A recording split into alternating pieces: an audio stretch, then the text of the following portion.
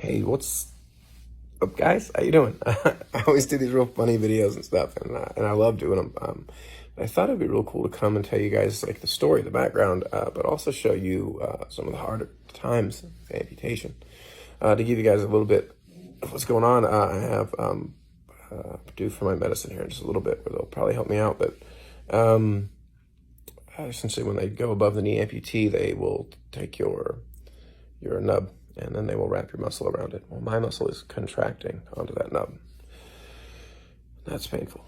I'm also getting phantom pain and phantom sensation. My phantom sensations are kind of like the pins and needles feeling you get when your foot falls asleep. And right now I'm getting phantom pain, just like a stabbing feeling in my foot. It's pretty crazy. But it's part of it, man, and it'll all start to get better a little bit over time. Anyway, so in 2002, I was in a motorcycle accident where I was essentially T-boned.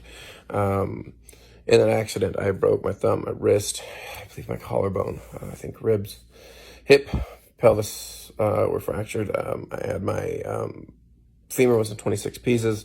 My kneecap was broken in half. Every single tendon and ligament in my knee was torn completely in half in at least one place.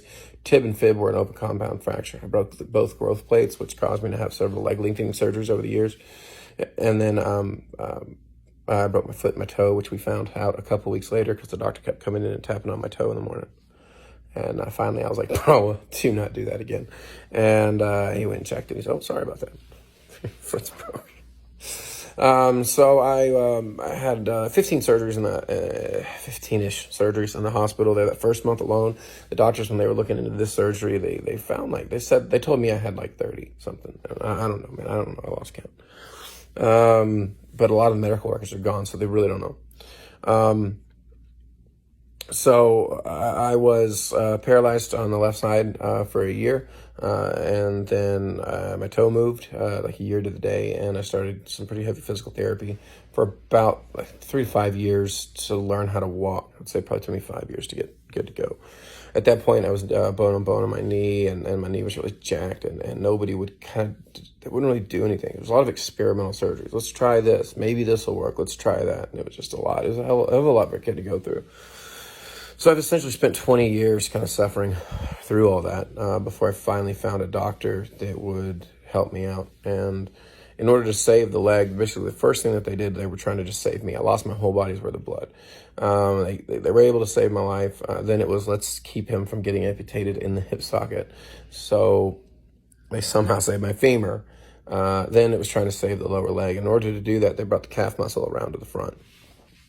And when they brought that calf muscle around to the front, it kind of made the leg look like a leg again, and they were able to attach skin to it.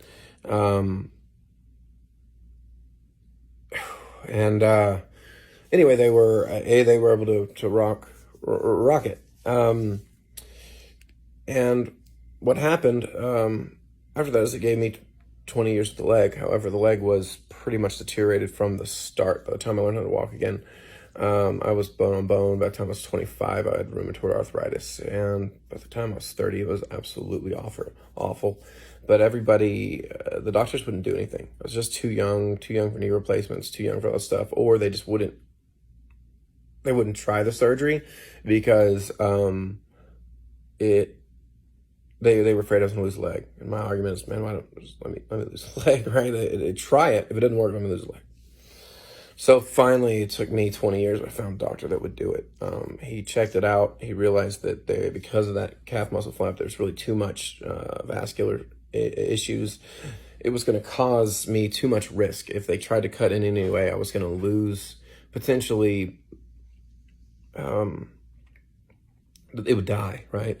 And then I would not get to choose where I lost my leg. I got to choose to have a nice long stump, which will allow me to still ride motorcycles, have a good time. I should have a pretty normal gait when this is all said and done. And that's pretty much it, man. I got to the point where I was telling the doctor, you know what I want to do. They're like, you don't have any concerns. And I legit said, fine. After being told no by 20 doctors. I was like, fine, I got one concern. And they said, what's that? I said, I don't know how much a legitimate pirate costume costs, but whenever I get done with this, I'm gonna need one. Doctor, she just laughed. And she said, fine, you know what? It's not me to judge this. This is you. I'm going to put you in the right place. So after a lot of stuff, they realized that I wasn't going to be able to, like I said, get that surgery done for any type of replacement or rehabilitative surgery in there. And so we decided to lose a leg. And that's where we're at. So journey starts now.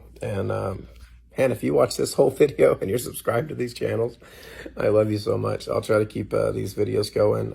If you're an amputee, man, reach out. Talk to me. Tell me how your story's going. If you're struggling, let's talk. I'm here. I'm in the hospital too, man. I ain't got nothing better to do. I would love to talk to you. And I've actually been talking to several, reaching out to people, and I genuinely appreciate it. So peace out, guys. I hope you all have a great one. That's my story.